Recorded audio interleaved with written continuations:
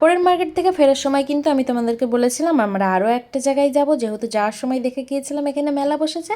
আর মেলার প্রথম দিনই কিন্তু আমরা এখানে চলে এসেছিলাম। এটা হলো একটা বাঞ্জারা মার্কেট। মুম্বাইয়ের কোনো কোনো জায়গায় বাঞ্জারা মার্কেটগুলো বসে থাকে, আর এগুলো কিন্তু সারা বছর বসে না, বছরের কোনো কোনো মাসে বসে। আর এখানে পেতলের শোপিস থেকে শুরু করে কলকাতার কাঁথা সিল্ক আরও অনেক কিছু, এখানে অনেকগুলো স্টল বসেনি, কারণ আমরা প্রথম দিনে এসেছিলাম। দেখো এখানে মাটির জগ, বোতল, হাঁড়ি, কলসি, থালা, প্লেট সব কিছু আছে। আর হুডেন জিনিসের তো মানে পুরো মানে একটা হলই ছিল হুডেন জিনিসের। জাস্ট দেখো জিনিসগুলো এত সুন্দর, হ্যান্ডওয়ার্কের কাজ, এত সুন্দর সোফা, শোপিস, বাসনপত্র, মানে অনেক কিছু। আর এই কিউটসা দেখতে হুডেন ব্যাগটা কী কাজে আসবে আমি জানি না, তবে অনেক কিউট লাগছিল।